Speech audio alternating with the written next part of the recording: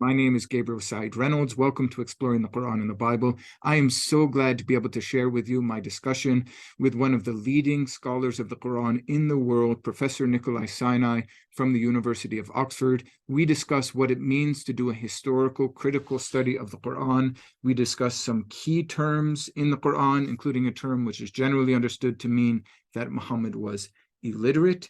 Is that the right understanding? And we debate whether it is proper, academically speaking, to divide the Quran into Meccan and Medinan sections. Please take a moment to subscribe to this channel, hit the bell button once you subscribe to force YouTube to notify you of new content, and to like this video. Thank you so much. Hello, Nicolai Sinai. Very glad to have you with me here. Hi, I'm privileged to be on your show while it's still not on national TV. Not yet, no, but maybe after this interview, who knows? Oh, yes, what will happen with inshallah. the show. Yeah, it's really great. We know each other from for many years and have collaborated in different ways and corresponded and met at different conferences and things. So it's a special pleasure for me to have you on Exploring the Quran and the Bible. I will start with a brief introduction, and then we'll get right into some questions about the historical, critical study of the Quran. Great, thank you. Yes, it's an honor. The pleasure is mine. Friends, Professor Nicolai Sinai, who received his PhD from the Free University or Freie Universität in Berlin in 2007, is Professor of Islamic Studies at the University of Oxford and a Fellow of Pembroke College. And I think you're at Pembroke now. Yeah, I am, yes. Okay, with the nice red walls behind you. His publications include The Quran, a Historical Critical Introduction, which I have here. We'll speak a little bit about this, but since I have a chance, this is the book that any serious student of the Quran or someone who wants to get to know the Quran should buy. It gives justice, or does justice, to questions of structure, historical context, and meaning in the text, and does so in a way that is really clear and objective. So it's just a terrific book, everyone. He's also the author of Rain Giver, Bone Breaker, Score Settler, Allah in Pre-Quranic Poetry. That's 2019. And he has recently edited the volume Unlocking the Medina Quran, just published in 2022. I don't know if maybe we should mention right now, we'll return to it at the end, but if you have current or forthcoming publications.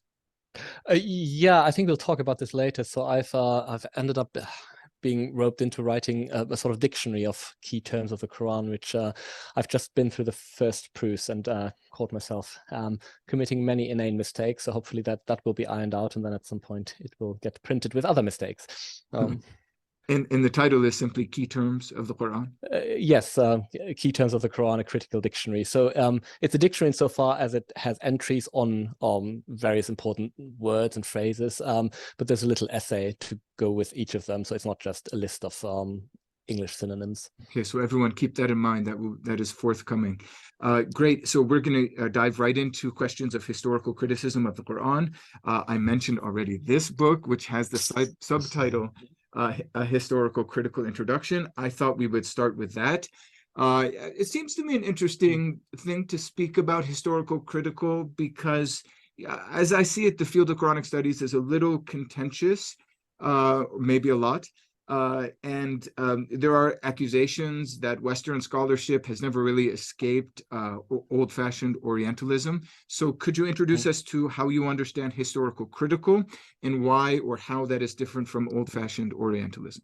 Okay. Yeah, it's an interesting question. Obviously, there are different ways of parsing the concept. I mean, I would take the two kind of hyphenated components in turn. So critical, I think, involves a twofold bracketing operation. So on the one hand, it means to approach a textual corpus like the Quran or the Bible or Homer by suspending, I guess, inherited assumptions about what the corpus means and where it comes from, and that is in itself not, I think, an inherently modern sort of thing. So when somebody like Fakhruddin Razi, he notes somewhere that actually neither in the Torah nor in the Quran is an explicit statement that the world was created in time, in both its matter and its form. So essentially he's saying there's no creation ex nihilo in either the Hebrew Bible or in the Quran. So that's a kind of a critical statement. He's revisiting what you might assume to be true about the scripture, and he's kind of critically reviewing that.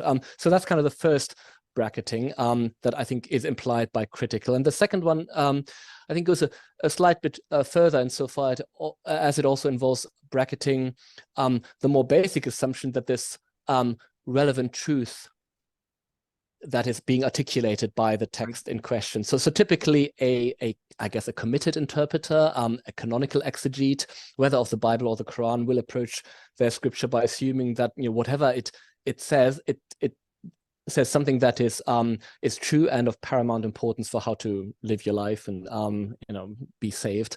And that basic assumption then governs the process of interpretation. And I think characteristic of historical critical interpretation is the fact that that is being suspended. So you might, in theory, end up concluding that, you know, the Bible or the Quran, I don't know, the philosophy of Immanuel Kant, are entirely wrong-headed and trivial. I mean, you don't necessarily have to end up in that place, but I think it opens up that space. So that is the critical component. And the kind of historical one, then I think gestures towards the ways in which you might go about answering the questions that you've opened up by being critical. So how are you going to determine what the Quran or the Bible say? Well, you're going to try to embed those texts within what was thinkable and sayable in their historical situation. Now that sounds innocuous, but it's actually, I think, not an innocuous operation, because it does involve all sorts of assumptions about what is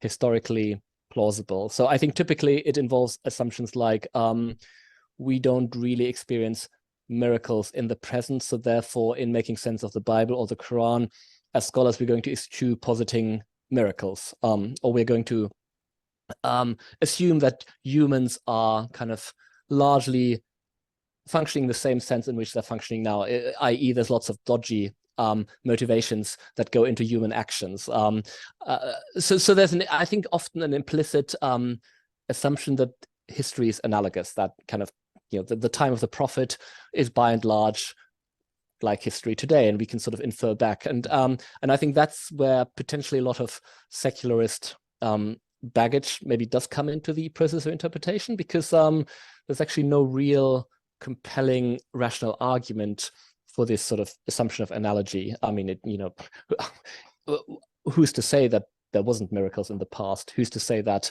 it would have been impossible for God to part the sea? So I think there are certain first principles at work, and the conversation about them, I think, would need to be theological. I mean, whether or not this is a sensible set of assumptions to have in approaching a scripture, I think is a properly theological or maybe hermeneutical conversation. It's not in itself part of historical criticism.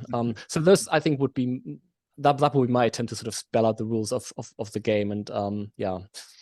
Very good. And then about the second part of the question, I mean, how does this sort of approach that you just outlined differ from, I mean, what many scholars, Muslim and non-Muslim, would see a legacy of Orientalism that is in different ways blind to positive aspects of Islamic tradition, of the Quran, of the Prophet's life, and only interested in, for example,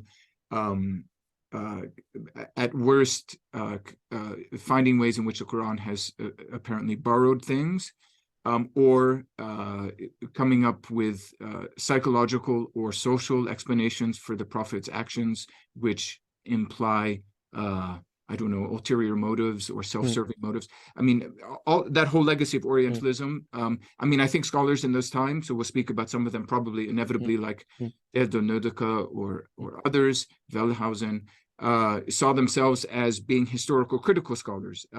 Yeah, so how would you tackle that whole question? Yeah, no, yeah, it's a tricky one. I mean, I keep struggling with that. I mean, I do think it's possible to deny that there's a long tradition of, I guess, Western European hostility towards Islam, and to some degree, I think that keeps bubbling up here and there. But I think it's also important to sort of, at the same time, hold in your head the thought that actually when Nöldeke approaches the Quran, I do think he's essentially subjecting the Quran to the same sort of treatment to which he would subject the Hebrew Bible. So he may end up, he may end up saying things about, Muhammad that a believing Muslim would not accept, but he would probably also say things about, you know, the biblical prophets and about Jesus that a believing Christian wouldn't accept. So in that sense, there isn't necessarily double standards here. And then maybe a further comment is that I guess my attempt to kind of explicate what historical critical means would be different from other scholars who I think more squarely assume that to be historical critical is to be iconoclastic. It is to kind of show up the myth making that goes into essentially all religious traditions and sort of expose them for what they are as kind of wishful thinking and you know, legends and fantasies. So I think there are scholars, very serious scholars, in the discipline who would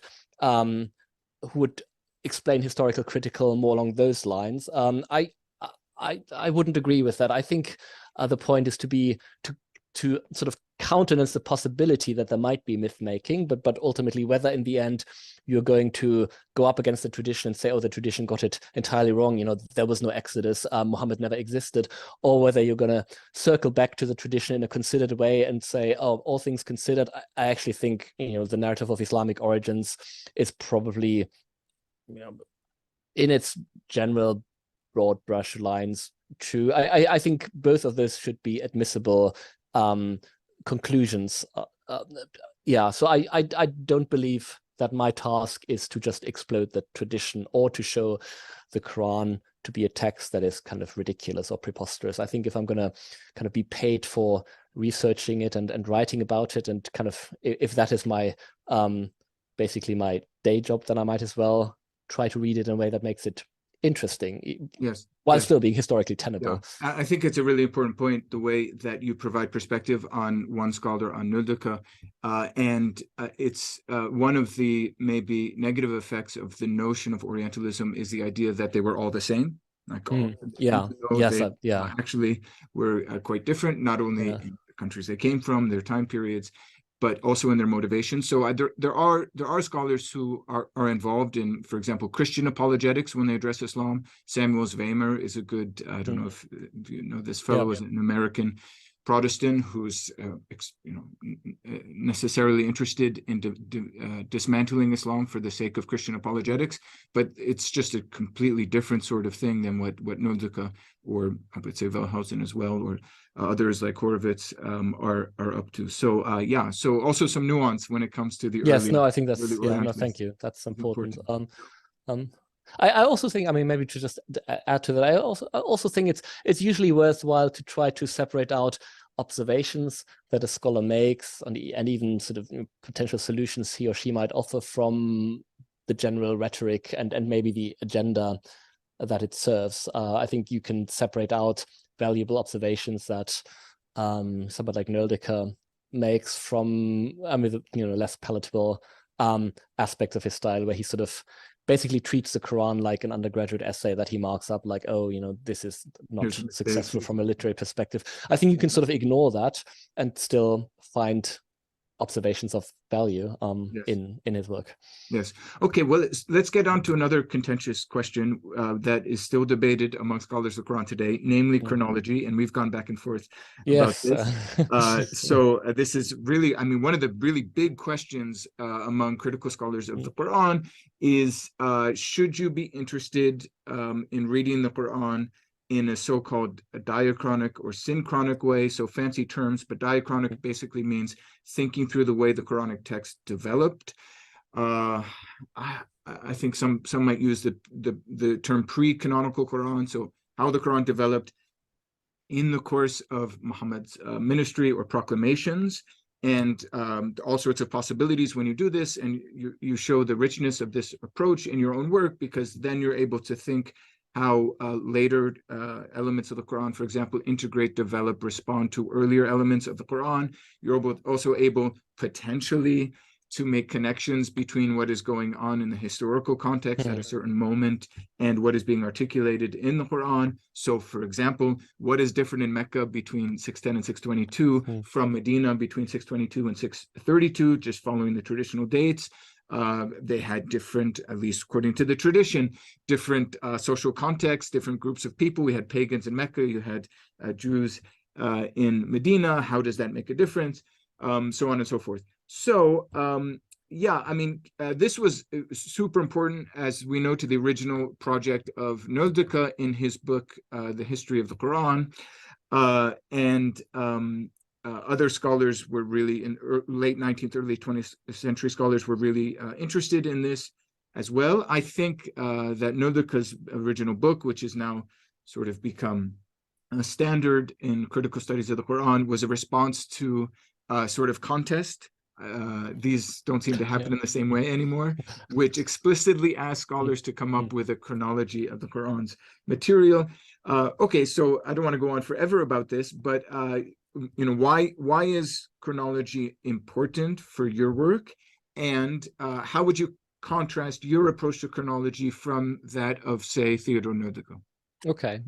Yeah, no, I mean, yeah, it's a really important issue, and I used to feel very strongly about it. I still do, maybe slightly less so than even a couple of years back. But maybe to just begin with the term chronology, I think you've kind of already made the important point that this is shorthand. It's shorthand for a particular model of making sense of the Quran, which I suppose the gist is to posit that the Quran is a series of installments that come one after another, whether those installments are passages or surahs or even surah groups. But there's a unilinear sort of arc of development where one thing comes after another. Now that may be true for a given textual corpus or not. I mean, it's one model of making sense of its potential emergence. But in the case of, I guess, the Quran, the controversy stems from the fact that there is in the work of Weil and Noldika, who were the first to kind of work this up in Western scholarship, a degree of trust in the post-Quranic Islamic tradition that maybe has become more problematic today. And I think it's actually, to give credit where credit is due, it's also the fact that to some degree what they do is they harness and they appropriate work that's done by pre-modern Muslim scholars. So they're not actually inventing this chronology from scratch. They are working with traditional surah lists. They're working with traditional assumptions about Meccan versus Medinan surahs, and then they subdivide the Meccan period into 3 further periods. But some of the basic parameters are actually squarely inspired by pre-modern Muslim scholarship, which may, you know, not be a problem, but it's just a fact of accreditation. Yeah. Can I interrupt?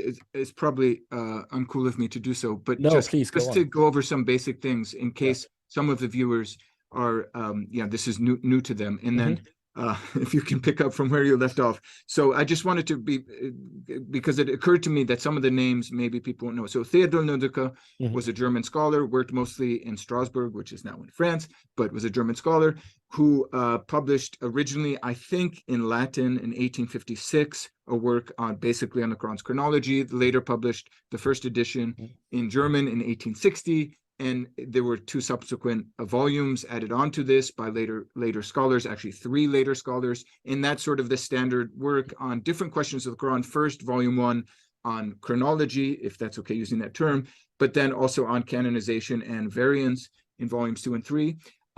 You mentioned someone named Weil, Gustav Weil. I won't get the date right, but it's earlier in the 19th century, established a 4-part division of Quranic proclamations, 3 Meccan and 1 Medinan. Did you have the date, or you want to add something? No, I don't have the dates. It's at some point in the 1840s, I think. I just I always insist on naming Gustav Weil because what we usually call the Noldika chronology is basically Weil's work. For some reason, his name hasn't stuck as much. I mean, he was more of a marginal figure maybe, but he's actually the one who pretty much sets it out for the first time, and Noldika then refines it. Yes, and as you mentioned, I'll just add very briefly that you rightly note that this was not the creation of Western scholars, that Muslim scholars have been thinking through these things, and scholars like Suyuti and Zarkashi, I believe, both have different lists of surahs, chronological lists of surahs. Anyway, I just want to get some of those names out. No, that's important. Yes, yeah. No. Yeah, thank you. So maybe sort of looking at these earlier Muslim, I guess, forebears, there is often reliance on, I guess, transmitted information. So somebody, Suyuti or Zarkashi, they might have lists of surahs the order in which surahs were allegedly revealed, and that list might be credited to an early authority like Ibn Abbas or Ikrimah. So there's reliance on, I guess, footnoting. But then there's also, maybe less explicitly, but I think it's there already in pre-modern scholarship, a certain degree of attention to immanent features of the text. So we get statements that certain forms of address, "O you believers," for instance, are deemed to be characteristic of Medinan surahs, so surahs that were promulgated in the second part of Muhammad's career. Or there are statements that, Quranic passages polemicizing against the hypocrites, the munafiqun, that they're Medinan, or passages that lay down quasi-legal obligations, that they're Medinan. So there is some attention to immanent features of the text, and even where that isn't sort of explicitly there in the text, I think one might still suspect that some of the traditional information about which surahs belong where is implicitly informed by a sense of what a plausible sort of stylistic theological development of the Quranic revelations would have looked like. So when Nöldeke and Weil then sort of get to work and review this tradition of scholarship, which is impressive in its own right, on the one hand, they do rely on the Muslim tradition getting a lot of things right. For instance, about the historical context of Surah 8 being the Battle of Badr, for instance, that they wouldn't question that. But then they also, I think, reinforce this latent tendency to be attentive to immanent features of the text. So to, for instance, pay attention to verse length. How long is a Quranic verse? I mean, how much kind of space does it take up to print it? And that varies pretty radically across the Quran. I mean, some verses are entire pages of text, others are just a couple of words. Now, when Nöldeke talks about this, he's often, unhelpful. He will speak of the poetic flow of language, or language being more prosaic, and often what he means is simply whether verses are long or short, whether the rhyme occurs more or less frequently.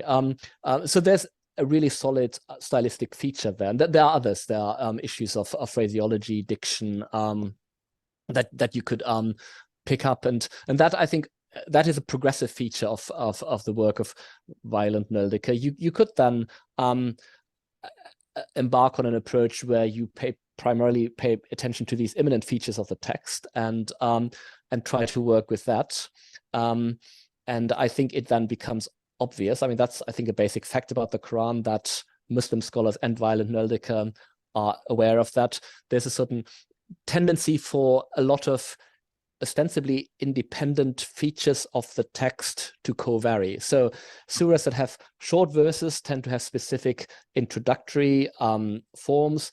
They tend to maybe lack explicit articulations of monotheism. They don't explicitly say that God is one. They're more focused on eschatology, where surahs with long verses tend to have other features, both stylistic features, features of sort of theological content that unite them. So there's an observation of covariance that I think requires explanation. And then I suppose my pitch for chronology would be that the model of unilinear chronological development is one way, I think a plausible way, because that does happen, of accounting for this observation of covariance. There might be others, and I'd be very much in favor of sort of putting different models on the table. But I think it's first, I mean, I suppose for starters, it's important to just let the observation stand. There is this phenomenon of covariance, however we explain it. So I'd like to speak about that a bit more, and maybe give you a chance to speak more about what you mean by covariance. But first, I also want to give you the opportunity to respond to a typical critique, which you've addressed in writing, and but here's another chance, that at least a traditional chronology, without as much attention to textual features of the Quran, is in some ways dependent on so-called asbab an-nuzul, or occasions of revelation. So I just want to get this out here. So this is a critique that I've made, others have made, and give you a chance to respond to it. So passages of the Quran are understood at a certain to have taken place at a certain point in the Prophet's career because of a story which tells us when and where the Prophet proclaimed these verses. So to give a very simple example, by tradition, the first verses of Quran from Surah Al-Alaq 96, read in the name of your Lord who created a person from an alaq, however, blood clot, or however you understand alaq, but iqra bismi rabbika alladhi khulaq. So these verses, the first 5 verses, we have a story which tells us that these are the first verses given to the Prophet by the angel Gabriel, by God through the angel Gabriel, while he was meditating at Hira. So that story tells us that it took place there, but is it possible that the story itself was created from speculative reading on the nature of these verses? This sort of Iqra bismi rabbika alladhi khalaq sounds like the opening, a prophetic call narrative, and people could have speculated that, oh, this Iqra, it sounds like Qur'an as well, obviously from the same root. So many other examples could be drawn. So, okay, I don't know if that was coherent, but could you respond to this critique? No, that was important. In fact, I was going to bring up that example because I'm completely with you there. I completely accept that story is likely to be a secondary narrative yarn, if you wish, contextualization of a Quranic passage that I guess caught people's eye. And I think that was maybe one of the earliest kind of interpretive tools that Muslim readers of the Quran had at their disposal to make sense of Quranic passages, to kind of tell a story around it, I suppose, extricate a passage from its literary context and embed it in a historical or pseudo-historical context in the life of the Prophet. And I think it serves different objectives. I mean, it can serve sort of, a legal interest, because once you identify which verses were revealed under which circumstances, you can then make statements about what abrogates what, so which laws override which other laws that might also be in the Quran. But I think it also just speaks to basic I don't know, interest in making sense of the Quran and sort of fleshing out the life and times of this charismatic founder figure, Muhammad. So for Surah 96, I certainly, every time I read a supposedly historical critical book about the Quran or early Islam, and the author says, and this was the first revelation, I get really annoyed, because I do think that that's completely uncritical. It just takes for granted that the story is correct, and there's nothing in the text actually. If you just read the opening verses of Surah 96, where there's no angel there, the entire setting is just not there. I mean, it's patently something that is imposed on the text. So it's a great example for I guess exegesis becoming history. I mean, Henri Lamont saw that over a century ago. I think that's definitely a movement that happens. So what to do with that? Because am I suppose, backing myself up into a corner here? I think to some degree the way to deal with that is to work with the Quran itself as far as we can, to focus on imminent features and see how to describe them as accurately as possible, how to explain them possibly. But then I will say that I do rely on broad assumptions that are, I guess, encoded in these Asbab an-Nuzul narratives. So I would make a basic distinction between anecdotal stories about a particular encounter between Muhammad and I don't know, a Jewish interlocutor in Medina, in response to which a certain passage was allegedly revealed, and the more basic assumption that Muhammad existed, that he was, that he operated in Medina, and that there were Jews there. Now that's a distinction you could try to pick away at. I mean, maybe one point of those Asbab an-Nuzul narratives is precisely to sort of project more general ideas about the context in which the text belongs. But I think then we need to sort of assess those general assumptions about where Muhammad was active, whether there was a place called Al-Medina where there were local Jewish tribes. We need to sort of assess whether that's a reasonable theoretical model for making sense of the Quran. I would certainly, I guess my emphasis would be, it is rationally completely possible that all the anecdotes are fictitious, but that they rely on a general background about Muhammad that is largely accurate, which could probably be summarized in 3 or 4 sentences. So Mecca, Medina, an active emigration in between, sort of majority of pagans in the one place, and local Jewish tribes in the other place. Okay, yes. And then maybe two more objections. I'm not sure we can really work through these easily in a conversation meant for a general audience. But I would like to raise two objections to the model of seeing the Quran as consisting of Meccan and Medinan. Okay, so some would say, and by tradition, I mean, if you go to many Arabic editions of the Quran, or Mus'haf, you go to a Mus'haf, you often see the word at the title or the heading of any surah, Mekkiya or Madaniya. So can we think of surahs as Meccan, entire surahs Meccan or Medinan? Well, in fact, even the tradition, but especially contemporary academic scholarship says we have to be attentive to possible insertions, usually Medinan insertions into Meccan material. I wonder, does that run the risk of being contrived? So you make certain observations about what is Medinan and what is Meccan, and then you get to a Meccan surah, and there's something that's surprising there, like the word jihad, for example, which shouldn't be in Mecca, or maybe something we'll have a chance to speak about in Surah Al-A'raf 7:157. You have this verse that has Medinan, so-called Medinan turns of phrase. But is that contrived to say, okay, I know what Medinan is and what is Meccan is, and when something in a Meccan surah doesn't appear Meccan, I'm just going to call that a Medinan insertion? Yeah.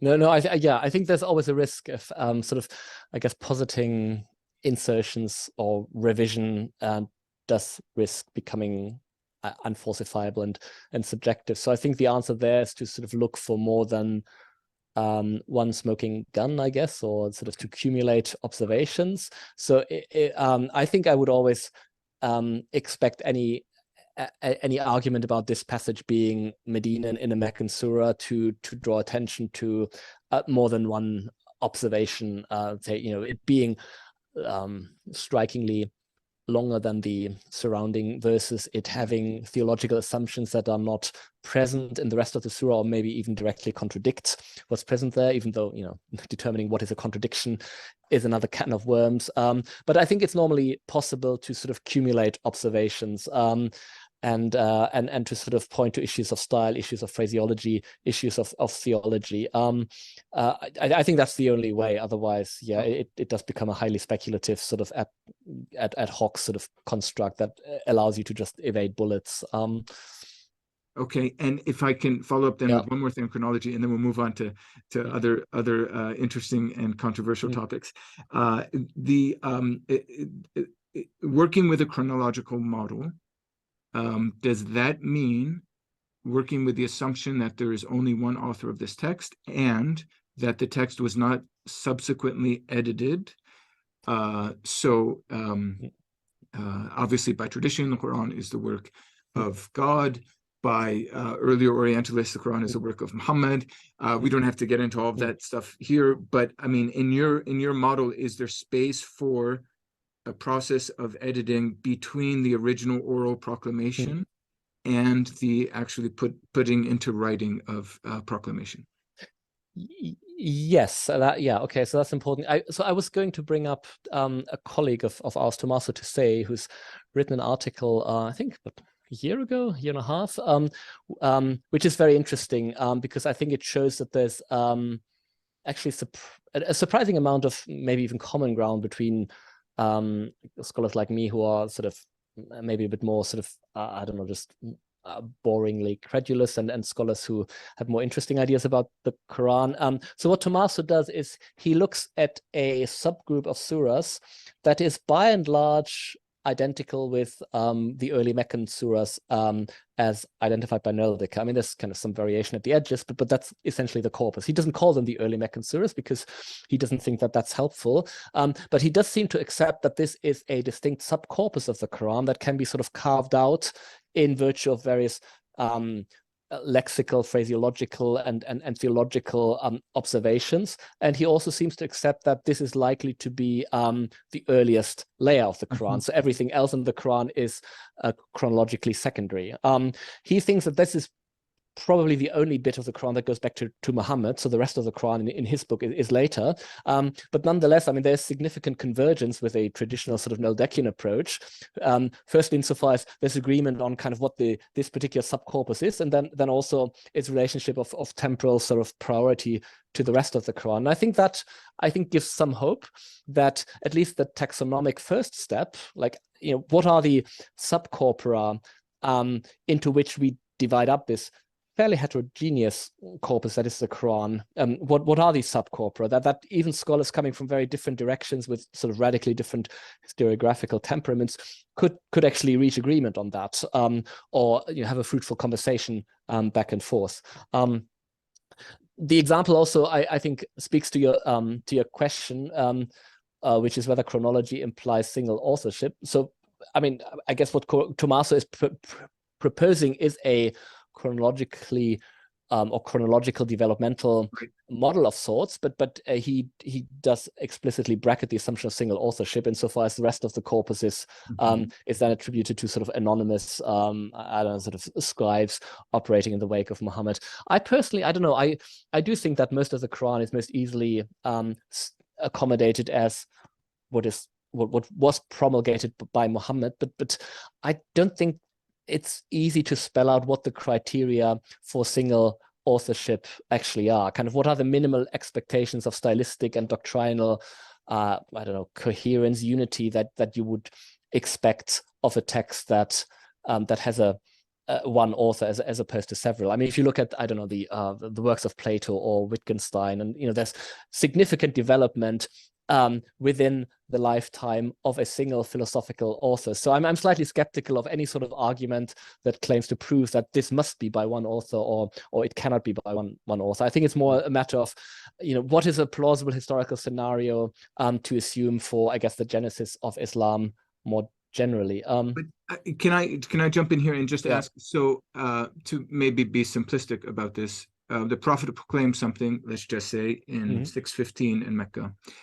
And there are different traditions about how things were recorded or not, but I mean, can we think of the Prophet himself or others revising, editing, integrating? Maybe there were two different versions of that oral saying that were recorded and that had to be reconciled with each other. Is there something that takes place between that oral proclamation, if you agree there was an initial oral proclamation, and the actual formation of a text? Yeah. So I do think that I don't know, a text like Surah Al-Baqarah, for instance, I think a lot of scribal work went into this text. I mean, unless you are happy to posit that basically just Gabriel poured out inspiration and then the text was read out as is, I think it seems likely that this text is a product of revision, of accretion, of growth over time, of targeted drafting. And in fact, the Islamic tradition is very happy to countenance that. So, different passages are supposed to have been revealed at different times, and then they were slotted into existing surahs at different places. So, so the Islamic tradition is happy to countenance a degree of scribal editing during the lifetime of the Prophet. I think if one were to sort of come from a more traditional biblical studies perspective, one would instinctively tend to assume that prophecy and scribal editing are two successive stages of textual production, that you've got the charismatic who proclaims, and then you've got the disciples who kind of take it down in writing and then piece it together.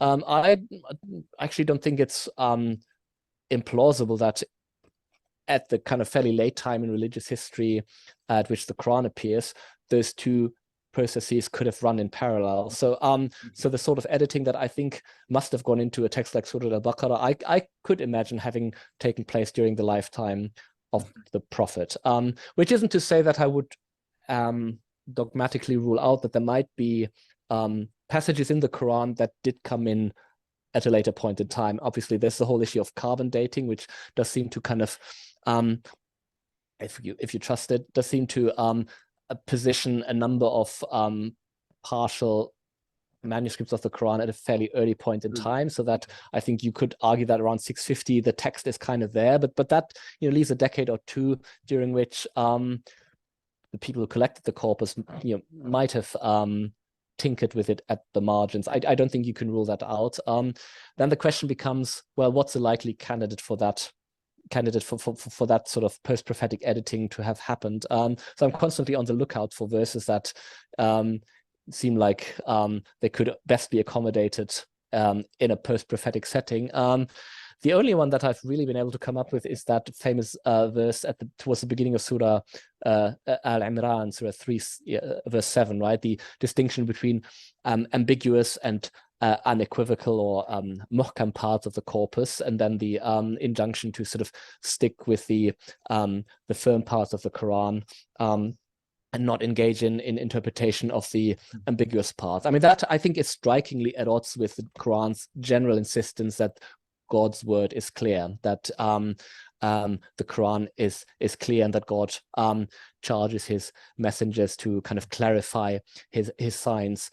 So I could imagine that this is a sort of slightly defeatist kind of post-prophetic perspective, whereby scholars take stock of the scripture that has emerged and realize that actually it's not all clear, and we've somehow got to deal with the fact that parts of it are ambiguous, and then that is the context that is sort of reflected by this comment. I think it's very difficult to sort of prove that in a compelling fashion, but I could imagine that having been the case. But even if that's true, then I think the interesting consequence is that actually at that time large-scale rewriting or revision of the material, which would have been deemed to be partly problematic, wasn't possible anymore. So you couldn't deal with the extant ambiguity by simply remaking the scriptural corpus in whatever way you might have deemed to be less equivocal. You had to recognize that as an existing fact, and then maybe you could slip in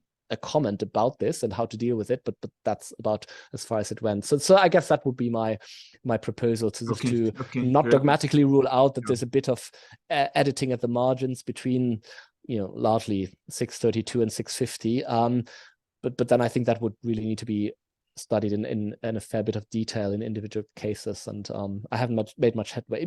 It would be the exciting thing to be able to say, right? It would be so exciting to be able to publish an article and say, oh, this surah must be post-prophetic, and some people have tried to do that. I just feel that usually those arguments collapse. Okay.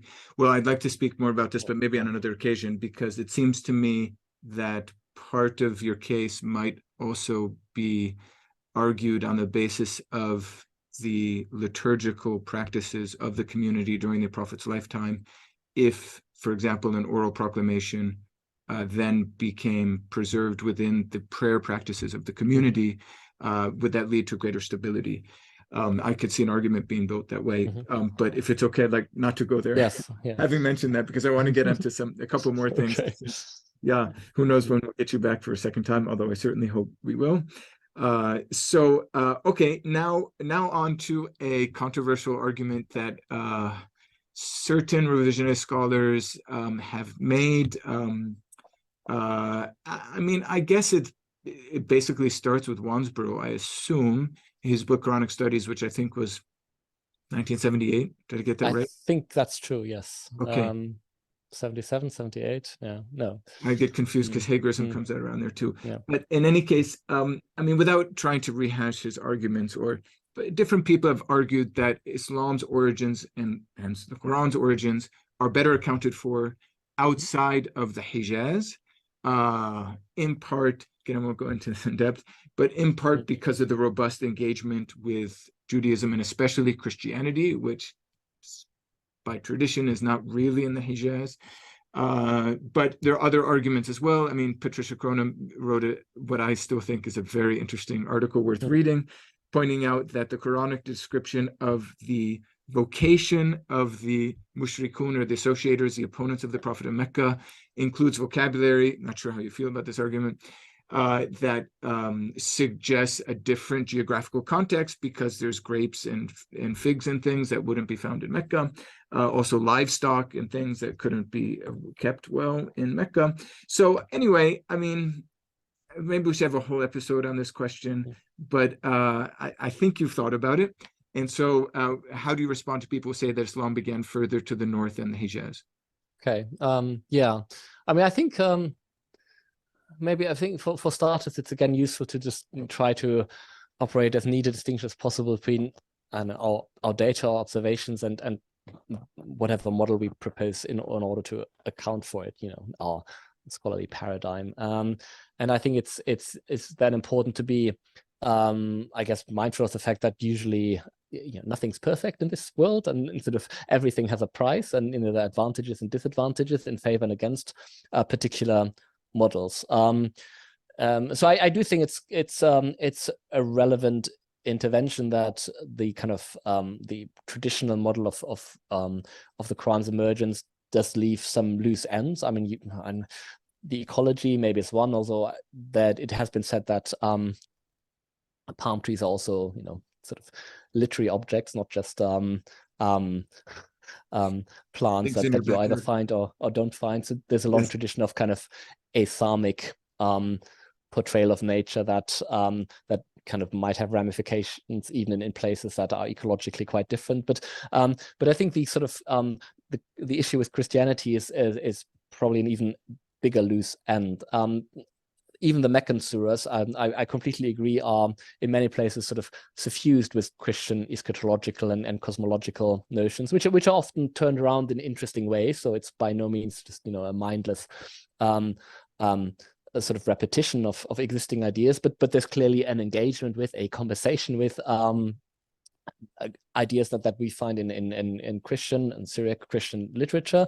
So I do have sympathy for scholars saying that we can imagine that having taken place much more easily in a milieu where there's sort of organized Christian communities. And as you hinted, we don't really have evidence for there to, of Christian communities in the Hijaz. There's no bishop of Mecca who kind of shows up for councils or anything. And so it would have been much easier had that been the case. So I think that is a loose end, a sort of a potential cost of the standard, the traditional paradigm. I think you can say things in order to sort of slightly mitigate the sense of puzzlement. I think the assumption of largely unsuccessful sort of missionary outreach would go some way to accounting for the fact that there's basic acquaintance with Christianity in parts of the Quran. So maybe Christians try to convert those pagan Meccans, but they just wouldn't have it, which is, maybe the reason why why these opponents in the Quran often quoted as dismissing the idea of a last judgment as just kind of ancient fairy tales, or Asatir al-Awwalin. So I think that sort of scenario would tie in with this particular observation, but we don't hear a lot about kind of Christian missionaries who set out for Mecca. So there's an element of kind of an ad hoc sort of construct here that I would willingly acknowledge. I mean, but frankly, we don't have much about Mecca at all. No, exactly. Yeah. So, but I think on the other hand, I would then equally insist that we need to be aware of the explanatory cost that maybe is entailed by alternative theories. So, for instance, if the Quran did emerge from further north, I mean, how do we account for the fact that there's what seem to be some Ethiopic loanwords in the Quran? I mean, are we really to believe that Christians in, I don't know, Palestine or Mesopotamia, they conversed about the disciples of Jesus by using an Ethiopic word, which does seem to be what underlies the Quranic Hawariyun? There too, you can sort of make moves in response. So I think it's actually quite clever that scholars like Stephen Shoemaker, or Tommaso Tissé, whom we mentioned, they're happy to assume that there's a kernel of the Quran that actually does go back to Muhammad and the Hijaz, which then does open up the possibility of responding to this sort of challenge by saying, well, maybe that's the bit that came in from Arabia and then it was added to. But if you're if you apply that sort of operation to kind of the Ethiopic loanword challenge, and then you will end up having dated parts of the Quran that show engagement with Christianity to the Hijaz, which actually was what you started out by assuming isn't possible. So you then need to sort of watch these sort of contortions that that you end up in. I think the biggest problem with attempts to sort of maybe move the Quran out of Arabia and date it to a later point in time in the mid-Umayyad period is, I've always felt that way. Others aren't convinced, but I continue to feel that way. I just would expect the Quran to have a lot more to say about developments in the second half of the 7th century, the conquests, the civil wars. I mean, I think it's quite striking that the Quran doesn't have any explicit ideology of territorial conquest beyond arguably the sanctuary, which I think is Mecca. Others might disagree, but there certainly isn't any explicit statements to the effect that, you know, the Arabs deserve to take possession of Palestine and oust the Byzantines, or, you know, take over the Sasanian Empire. None of that. I would have expected that to be in the text had the text been fluid until, you know, the 690s. It's a counterfactual argument from silence, but I just can't help thinking if the text had been open, then it ought to have addressed circumstances at the time. So that, to my mind, is a very significant cost of alternative scenarios. And I think we need to continue having that conversation. Yes, thank you. Okay, well, I think we need to move on to just a few more things before concluding. I'd like to give you a chance to speak about your European Research Council project at Oxford. So why don't we start there? And I think it's actually connected to the Key Terms volume that we mentioned at the beginning of our chat. So yeah, could you introduce us to your project, what you're up to, and how the Key Terms volume is related?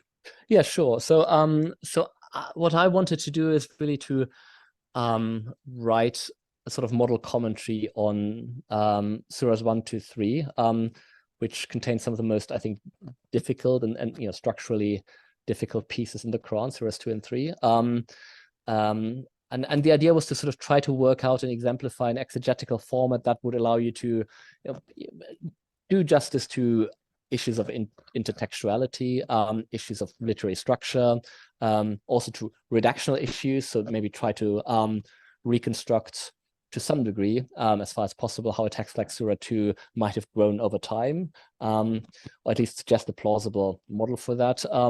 And also to find a way of sort of selectively drawing the exegetical tradition into the debate, because I do think that Patricia Crone is right when she says in a preface somewhere that basically tafsir ought to be treated like secondary literature. It's not necessarily more than secondary literature. They might be wrong, they might be guessing, but it's certainly important secondary literature because their Arabic is going to be far better than ours.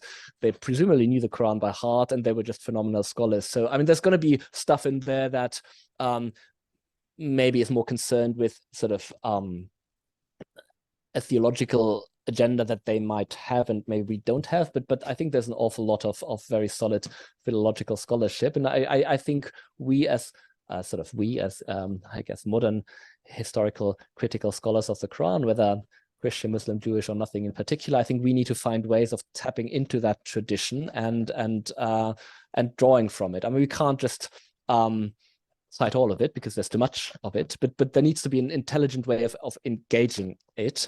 And I think that's actually something that Quranic studies, for once, maybe has over an advantage we have over biblical studies, because weirdly in biblical studies, it seems completely fine for a scholar of the Hebrew Bible to not be able to read medieval Hebrew commentaries. They just kind of operate on the assumption that worthwhile scholarship started in Germany in the 1800s. I think that's a very difficult position to maintain in Quranic studies, and I don't think it should be maintained. I think we need to find a way to sort of, you know, have a conversation with the tradition somehow. So whatever that then looks like. So that was the idea. Now, obviously, there's a lot of I guess things we don't know about these surahs that need to be sorted out beforehand. So I guess I have the privilege of having colleagues who work on some of these issues and are able to sort of enlighten me. So Mariana Klar is working on the literary structure of the Medinan surahs in particular, which is going to be very relevant for sectioning a text like Surah 2. I mean, where are the paragraph breaks, if you will? Nora Schmidt is working on the way in which the Medinan surahs intertwine law and preaching, which she calls legal parenesis, which is going to be, again, very relevant for making sense of the entire second part of Surah al-Baqarah, essentially, which is just a law code. And then Behnam Sadeghi is working on the early reception history of Quranic law. And I mean, these are all going to be sort of research outputs that have their own value. But my hope is to be able to learn from that and somehow then write a commentary. So I started doing that, and I kind of got through Surah al-Fatiha, which isn't, it's one surah, but it's not a long one. But I then ended up writing these massive excursuses on terms. I don't know, I mean, Bismillahir Rahmanir Rahim. So Allah, Rahman, Ism, then slightly later on, you get Yawmuddin. I mean, all these terms to me seem to call out for some discussion, and then I had this massive 50,000 word essay where the surah as such was completely blotted out because I was constantly going into digressions on terms. So I tried to then turn that into sort of appendix, a glossary, and in the end it did become its own book. So I effectively had to kind of pause the commentary, and I wrote this other book in the hope of getting some clarity about key terms, which I could then maybe use in order to write a much more succinct commentary that actually makes some headway within a reasonable amount of space. And just to make a point here about the book that you ended up almost accidentally writing. Friends, this is not a short book. I've had a sneak preview of it, and it's not like, I don't know, a brief list of some important terms in 20 pages. I think it's about 800 pages. Is that right? Yeah. I mean, it's about 450,000 words. I mean, I was really quite embarrassed by the time I submitted it because I think it's it's really remarkable work, still forthcoming, depending on when you're watching this. But one which not only shows great academic rigor. So if you want a really thoughtful discussion of Quranic ideas, terms, that takes into account the biblical tradition, the Islamic exegetical tradition, and just good philological rigor, you've got it. But it's also very thoughtfully organized, so that, for example, each entry mentions the various terms that are discussed there. Usually the longer entries have an introductory section which lays out what will be covered. And although it's organized by Arabic root, there's a sort of guide at the back of the book that links English terms to the Arabic roots, right? Yes. Yeah. So I mean, the idea is to make it usable for people who have no Arabic. I mean, some of it presupposes an interest in Arabic grammar, but I would hope that at least you can sort of navigate the book even without Arabic, just from a translation. Right. I wanted to ask you about a couple of interesting terms that are discussed in the book, but beforehand, I wanted to make sure that we got the name of your European Research Council project. Oh, it's called Quranic Commentary and Integrative Paradigm. Right. And they always want you to come up with an acronym. So the acronym would be QSIP. Okay. Yeah, but you don't get anything from the ERC if you don't have an acronym. But I'm certainly very grateful that. And if someone would like to learn more about your project at Oxford, your QSIP project, is there a resource they can go to online? There's a website. Yeah, you'd probably have to Google it. I don't actually have we the can link precise to address, it, but we'll link to it in the okay, description of the YouTube video. So to the QSIP.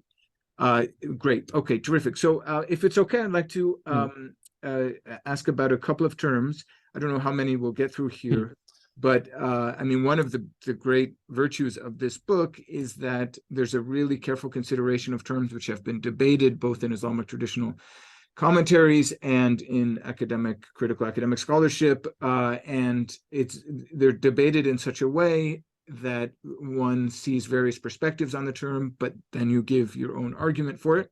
So let's start with ummi. If that's okay. Okay. So, for example, ummi, I mean, I'll just say a couple of things to get you going, if that's okay. By tradition is usually understood to mean illiterate. And then you have verses like in Surah Al-A'raf, الَّذِينَ يَتَّبِعُونَ رَسُولَ النَّبِيِّ الْأُمِّيَّ. and so their ummi is Nebi ummi, or Nebi al-ummi is understood to mean usually the illiterate prophet, but you also have verses where we find ummiyun in the plural. I think it's sort of 62 that says something like huwa alladhi ba'atha fil ummiyin rasulan minhum. So you have both ummi, meaning, well, we'll see what it means, and then the plural, so used for a group. What about this traditional idea that ummi means illiterate? It's a designation for Muhammad's illiteracy, and how do you take the term? Yeah, so I don't think anything I have to say on ummi is particularly original. I'm just kind of drawing together, I guess, the best of previous scholarship. I do think it's one of the words where I would be happy to say that the tradition gets it wrong, and they do so because they've clearly got a theological interest at stake. So Muhammad's illiteracy is deemed to be one of the miracles of his prophethood. So I guess it would have been tempting to read that into the Quran, and that's what accounts for the fact that an-Nabi al-Ummi is assumed to mean the illiterate prophet. I think if you just look at the occurrences of the word in the Quran, then the impression you will take away is that al-Ummiyun, or Ummi in the singular, is generally opposed to the Ahl al-Kitab. So an Ummi is somebody who's not a member of the Ahl al-Kitab. So I think from an immanent perspective, the best gloss I could offer is something like scriptureless, somebody who is not privy to a scriptural revelation, which is in fact how Hans Zirker's German translation renders it. I mean, he's got something like schriftunkundig, so unscriptured perhaps. So I think that operation in itself, I think, shows that the Quran is sort of, there's enough of it in order for us to evaluate semantic claims that the tradition makes against the Quranic data. I mean, there's 4 or 5 occurrences of the term. You can learn something about its likely meaning from just observing what it is opposed to, for instance. So that kind of opens up the whole project of, I guess, Quranic semantics, which is Isutsu's project. I mean, I think I'm squarely sort of in his footsteps there. So that's one, I suppose, one caveat that comes out of Ummi, that maybe the tradition does sometimes get it wrong, even though very often they don't. And even if they do, I think they do so in very creative and sophisticated ways. Yes. But I think there's a second caveat too, because then you sort of end up facing the question, well, how come that this weird word Ummi means unscriptured? I mean, why is it the opposite of Ahl al-Kitab? Yeah. And so there, I think the most plausible theory is Joseph Horowitz's a proposal from the 1930s that Ummi is to be linked to the Hebrew phrase Ummota Olam, which are the peoples of the world, the Gentiles, which is sort of a Jewish concept. There's the people of Israel and the peoples of the world. So I think I could imagine with Horowitz that maybe the Jews of Medina Arabized this Hebrew phrase Ummota Olam as al-Ummiyun, in which case they would have used Ummi in the sense of Gentile. Now the second caveat that I mentioned. You argue against the. Yeah, so I think that's a plausible sort of developmental account of how the word could end up having acquired its Quranic meaning, but I think it doesn't quite work to then translate Ummi as Gentile in the Quran. Just because the term is opposed to the Ahl al-Kitab, its semantics seem to center around possession or not possession of a scriptural corpus, and of course in the Quran the Ahl al-Kitab include Christians, so therefore an Ummi is somebody who's not only a non-Jew but also a non-Christian. So I think semantically it just works much better to translate it as unscriptured in the Quran, but I do accept that the reason why it means that has something to do with the Hebrew phrase Ummota Olam. So basically the scenario that I envisage would be one where the Quran maybe uses a word that was part of the language of the Medinan Jews, whose existence I'm happy to posit, but that was the first part of the conversation, but then affects a slight semantic realignment of the word and turns it into an opposite of Ahl al-Kitab, which I think is a Quranic term. I haven't really seen any compelling pre-Quranic parallel for Ahl al-Kitab. So I think the Quran takes a word, but then the semantics is slightly reconfigured and it ends up meaning unscriptured. So the second caveat would be that etymology isn't meaning, right? So there is such a thing as the the etymological fallacy, which Walid Saleh has written about. Even where we are fairly confident that we've identified a credible precursor to a Quranic term, we can't just plug in the semantics of that word into the Quran and think we're done. No, we do need to sort of verify that against Quranic usage, and always bear in mind that the meaning of a word might shift just by virtue of the way it's used in a new context. So Ummi illustrates both, I guess, the fallacy of traditionalism, right? You can't just mindlessly take the exegete's word for it, but also the etymological fallacy. You can't just mindlessly take etymology to define meaning. Assume it means Gentile because there's that Hebrew phrase. Yeah. Yes. Yeah. Okay. One more thing on Ummi. I believe Arbery translates Nabi al-Ummi as, or maybe it's where it occurs in the plural, but in any case, somewhere he says it means prophet of the common folk. Yeah. So I don't think he's the only one. I know you mentioned in your entry, I think you mentioned Arbery. Is that right? Anyway, you have 800 pages to think through. Yeah. Sorry, that wasn't a fair question. I'm pretty sure he does, and someone can. No, it comes up. It's particularly popular more in English translations than German ones. Yeah, so I think there's something going on there, right? This notion, I don't know, it's sort of a historical, social observation or idea. No, I think that's another etymology gone wrong. So I think it's Schwally who suggests in the second edition of Nöldecke's History of the Quran, he says, oh, maybe Ummi has something to do with another Hebrew phrase, which is Am Haaretz, the people of the land, which is Am Haaretz. There's an Ein there. I think that is ultimately behind the prophet of the common folk and the like, which you get in Bell and I think Jones even. I think that's an entirely unconvincing etymology. So you have a debate there between two etymologies, Horowitz versus Schwally. I'm with Horowitz. Frankly with Horowitz. Yes. I just suspect that there's something else going on there, because reading some of the early literature, you see observations about pre-Islamic Mecca that are really centered on the idea that there was this horrible elite who were depraved and abusive and oppressive of the common people, and that Muhammad had a psychological and sort of social reaction to this situation, and that's actually what explains the genesis of Islam, is this sort of the social context was unbearable to his ethical mind, and he sort of, the common people were swept up in this movement. I don't know. That's so this is kind of the what kind of socialist account of the rise of Islam, which yes, I suppose could tie in with, to what? Yeah. So exactly. Rodin is another person I think about. That's yes. Bell actually entertains some of this. I've seen Bell in his Origin of Islam and its Christian Environment make comments to that effect, but yes. Yeah. So maybe there's a confluence here of Schwally's etymology and then kind of mid-20th century interest in depicting Muhammad as a social reformer, and could be. I know there's a book that was known for this sort of analysis. I'm sort of getting off topic here, but by Grimm, maybe in German. I've never. I see that referred to as one of the books which argues for a social origin. Okay, let's get to at least one more term, and it's actually three. So I want to speak about Rahma, generally translated mercy, but under this entry, I believe you also deal with Rahim and Ar-Rahman. So it's a long entry, really fascinating to read. So this is more theological, obviously, but it also involves the problem, maybe it's not the fair way to put it, but the question of the divine name, Ar-Rahman. So could you tell us a little bit about this, these constellation of terms?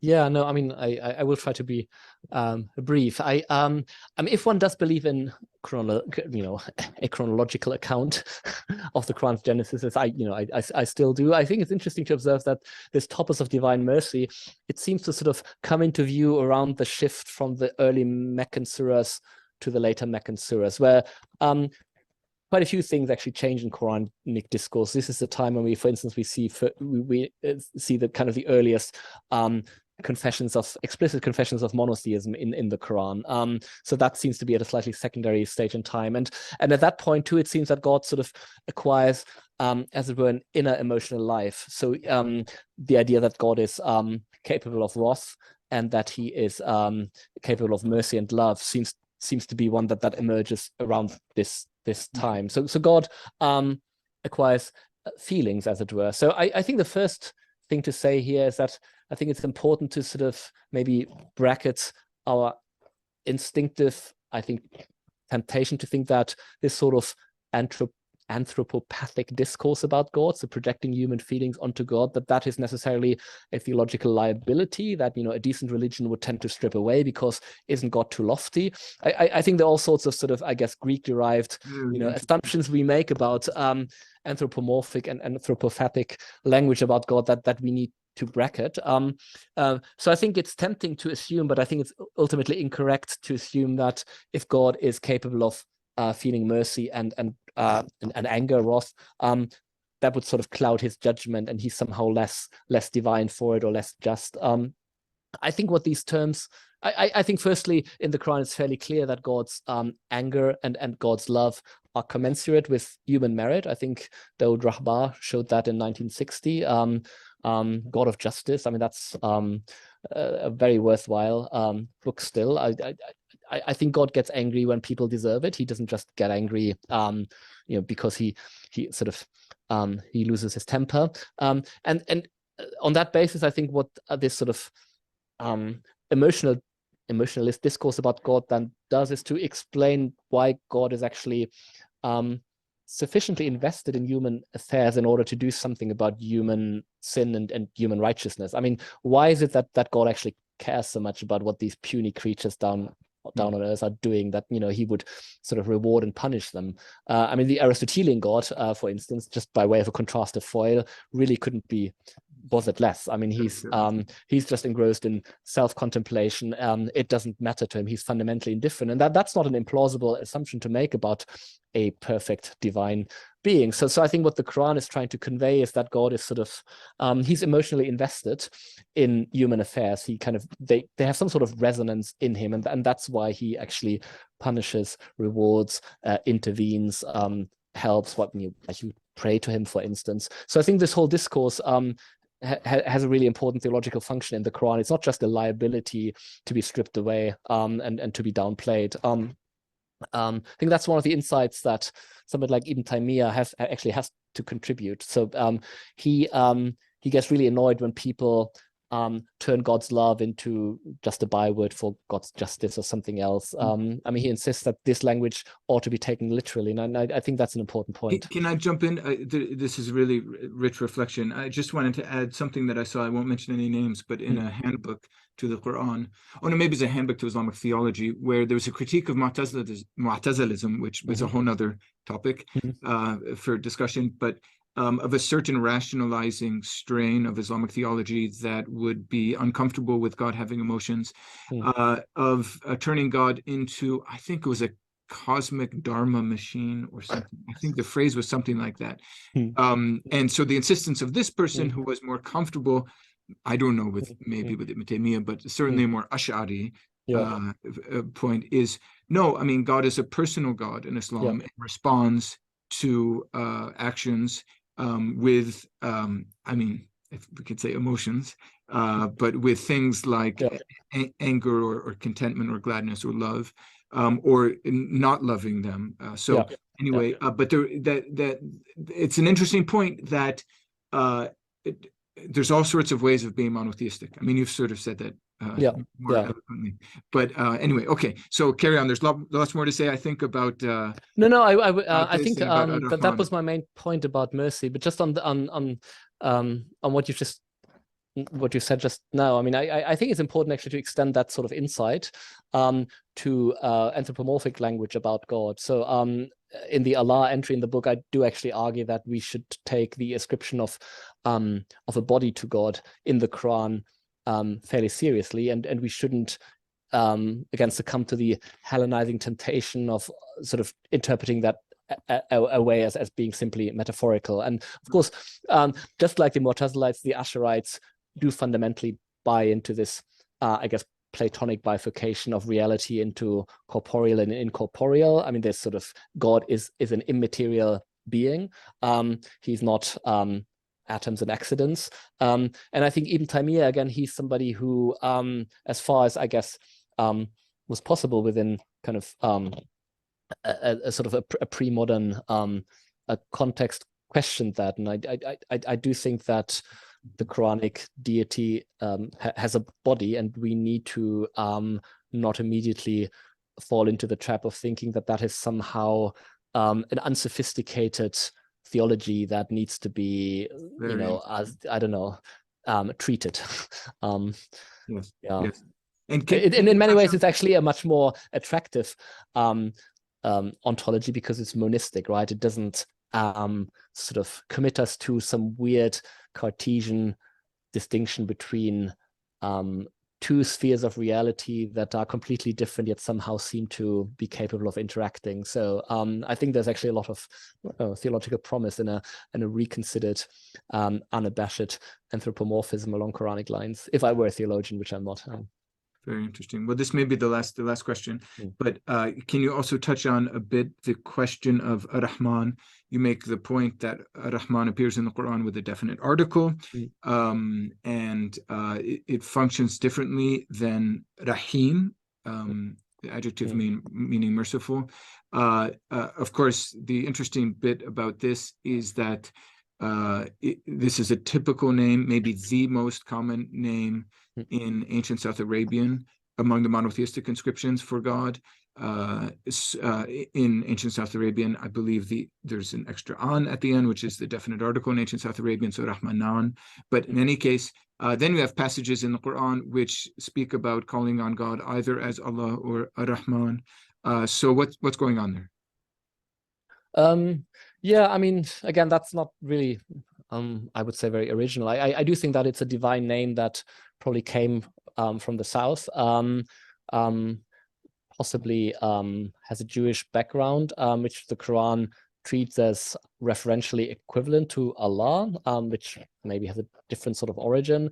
I don't think that we can necessarily assume that this equation was complete news to the Quranic hearers, because they are sometimes actually quoted as using Rahman. So whatever this passage about the equivalence of those two names is getting at, maybe it's not actually about the very fact that it's referring to the same divine being. And I've seen poetry where Allah and Rahman are just alternating and seem to refer to the same divine being. I mean, the issue of sort of pre-Islamic poetry and its authenticity is another one, but I do use a fair bit of poetry actually in this dictionary. I do think if treated carefully, it can help. So I think that equation had sort of emerged at an earlier point in time, and the Quran just kind of runs with it. Okay. Yeah, and I think you make the argument that Ar-Rahman seems to function not simply as a descriptor or descriptive name, but also as a proper noun. I mean, it's never used as an adjective. It's always Ar-Rahman. With Rahim, you can be an adjective, and in fact, there's one passage where I think the Prophet towards the end of Surah 9 is called Rahim. So it can refer even to non-divine beings. Yes. Thank you so much. I think maybe we'll wrap it up there, unless you have, I did want to give you a chance to speak about your current projects and ways of staying in touch with you. So yeah, maybe you can add a thought about that. I think we've belabored that point. So I mean, at some point, hopefully, first half of 2023, this dictionary will finally come out. I mean, that was my sort of lockdown project. So we'll see what people do with it. Okay. And any final thoughts about our discussion? I don't want to cut us off without you getting a last word in, or maybe something I should have asked and didn't. Or no, I think we got a lot in. No, this is I think we can leave it there. Okay, great. Well, thank you so much. Thanks for hosting me. Yeah, it was really a pleasure. I hope this is not the one and only time, but that there will be subsequent occasions to welcome you back to exploring the Quran and the Bible. Thank you. Well, friends, thanks for being with us for this episode of Exploring the Quran and the Bible. I hope you found it to be an edifying discussion. I really hope that you find generally the content on this channel to be useful. There's a really diverse range of things in regard to Quranic studies and biblical studies with top-notch scholars. And we'll be really grateful for your support. So please don't hesitate to like the videos, starting with this one maybe, to subscribe to the channel and to share the news with your friends about exploring the Quran and the Bible.